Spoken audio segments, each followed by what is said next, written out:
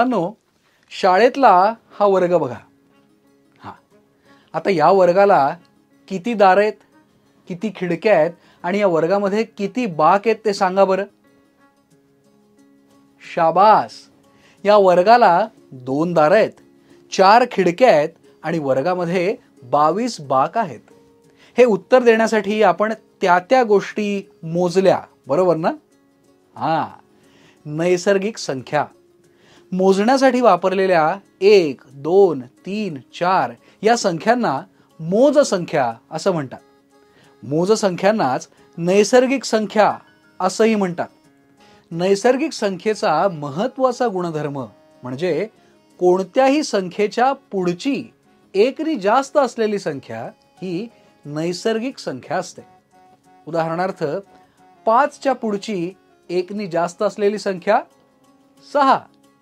315च्या पुढची एकनं जास्त असलेली संख्या 316 किंवा 34,60,923 या पुढची एकनी जास्त असलेली संख्या 34,60,924. तसंच मोज संख्येच्या लगतची मागची संख्या सुद्धा आपल्याला सांगता येते. 56च्या लगतची मागची संख्या 55. 100च्या लगतची मागची संख्या 99. नैसर्गिक संख्या असंख्य असतात. उदाहरणार्थ 1, 2, 3, 569 किंवा पुढे 33,432 इत्यादी.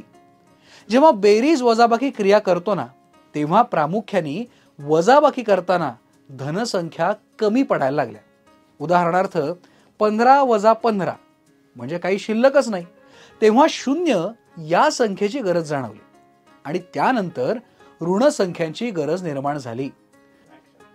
0 ही संख्या धनही नाही आणि ऋणही नाही. आता ही संख्या रेषा बघा. संख्या रेषेवरती शून्याच्या उजवीकडे धनसंख्या वाढत जातात, तर शून्याच्या डावीकडे ऋण संख्या असतात. 0 आणि सगळ्या नैसर्गिक संख्या मिळून तयार झालेल्या संख्या समूहाला पूर्ण संख्या समूह असं म्हणतात. म्हणजेच पूर्ण संख्या लिहिताना त्यात 0 सुद्धा घ्यावं लागतं. उदाहरणार्थ 0, 1, 2, 3 पुढे 569, 33,432 इत्यादी. 0 म्हणजे खरं तर काही नाही, मात्र तरीही शून्याचं महत्त्व फार आहे. कोणत्याही पूर्णांक संख्येच्या शेवटी 0 लिहिलं तर त्या संख्येची किंमत वाढते. उदाहरणार्थ 17, 170, 1700, 17,000 इत्यादी. 0 ही संख्या स्थानिक किंमत दाखवण्यासाठी सुद्धा महत्वाची आहे. उदाहरणार्थ 207 या संख्येतली 0 ही संख्या दशकस्थानी आहे, म्हणून दिलेल्या संख्येची किंमत 207 अशी आहे. 027 यातला 0 शतकस्थानी आहे, म्हणून ती संख्या 27 आहे. संख्येमध्ये शून्याच्या स्थानानुसार संख्येची किंमत ठरते. आपल्या रोजच्या व्यवहारात आपल्याला 2 अंकी, 4 अंकी, 5 अंकी, 10 अंकी अशा वेगवेगळ्या लहान मोठ्या संख्या लागतात. उदाहरणार्थ कोथिंबिरीची जुडी 30 रुपयांना मिळते. आगगाडीच्या तिकिटावर गाडीचा क्रमांक 4 किंवा 5 अंकी असतो. मोबाईल फोनचे नंबर 10 अंकी असतात. नेहमीच्या संख्येच्या आधी ऋण हे चिन्ह दिलं की ती संख्या शून्यापेक्षा लहान होते. तिला ऋण संख्या असं म्हणतात. शून्याच्या खाली संख्या क्रमाने लहान होत जातात, तेव्हा त्या ऋण 1, ऋण 2, ऋण 3 अशा लिहितात. तसंच त्या ऋण 1, ऋण 2, ऋण 3 अशा वाचतात. शून्याच्या वर जेव्हा 1, 2, 3 अशा वाढत जाणाऱ्या संख्या असतात, तेव्हा त्यांना धनसंख्या असं म्हणतात. त्या 1, 2, 3 अशा लिहितात, तर त्या 1, 2, 3 अशाच वाचतात. तापमापीवरती धनसंख्या शून्याच्या वर तर ऋणसंख्या शून्याच्या खाली असते. तापमापीप्रमाणे संख्या रेषेवर सुद्धा धन आणि ऋण संख्या दाखवता येतात.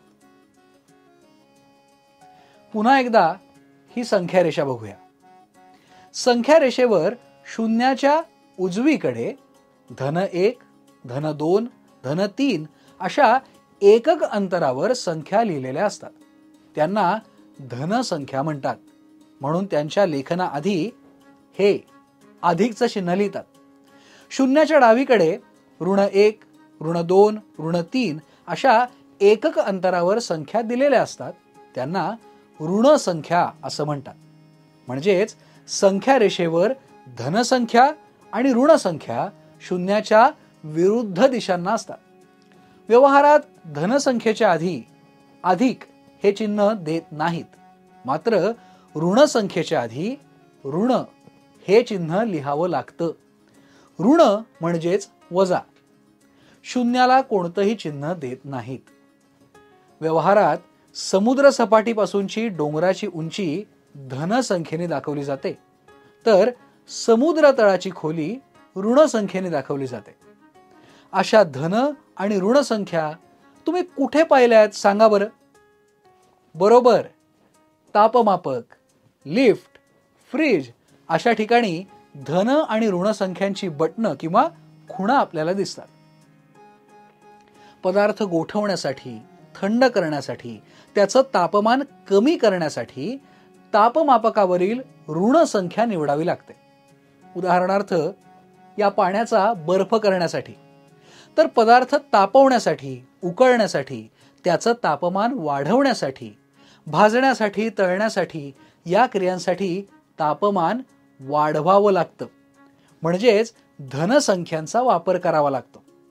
उदाहरणार्थ, तळण्यासाठी तेल तापवावं लागतं. म्हणजेच त्याचं तापमान वाढवावं लागतं.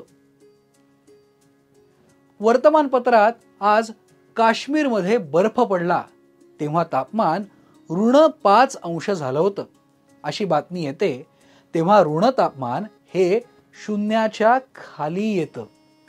तसंच उन्हाळ्यात आपण म्हणतो आज खूप ऊन आहे, आजचं तापमान 40 अंश आहे. इथे शून्याच्या वर तापमान जातं तेव्हा धनसंख्या येते. हिवाळ्यामध्ये काश्मीर, लेह, लडाख सारख्या अतिथंड हवेच्या ठिकाणी जिथे बर्फ पडतो अशा ठिकाणी तापमान धनसंख्येत असेल का ऋणसंख्येत असेल? धनसंख्या, शून्य आणि ऋणसंख्या या सगळ्या मिळून संख्यांचा जो समूह तयार होतो त्याला पूर्णांक संख्या समूह असं म्हणतात. आपण काय शिकलो? मोजण्यासाठी वापरलेल्या 1, 2, 3, 4 या संख्यांना मोज संख्या म्हणतात. मोज संख्यांनाच नैसर्गिक संख्या असंही म्हणतात. शून्य आणि सर्व नैसर्गिक संख्या मिळून तयार झालेल्या संख्या समूहाला पूर्ण संख्या समूह असं म्हणतात. व्यवहारात धनसंख्येच्या आधी अधिक हे चिन्ह देत नाहीत. मात्र ऋण संख्येच्या आधी ऋण म्हणजेच वजा हे चिन्ह लिहावं लागतं. ऋण म्हणजेच वजा. शून्याला कोणतंही चिन्ह देत नाहीत. स्वाध्याय: पुढील उदाहरणातील अंकांपूर्वी योग्य चिन्ह लिहा. वासंतीला ताप आला. आईने तिचा ताप तापमापकाने मोजला. तापमापकावर तो 41 अंश सेल्सिअस इतका दिसला. सोसायटीची पाणी साठवण्याची टाकी जमिनीच्या खाली 3 मीटर अंतरावर बांधलेली आहे. संख्या रेषा काढा. संख्या रेषेवर पुढील संख्या दाखवा. -5, धन 7. रिकाम्या जागी संख्या लिहा. 56, टिंबटिंब 58, टिंबटिंब टिंबटिंब 61, टिंबटिंब टिंबटिंब टिंबटिंब 88.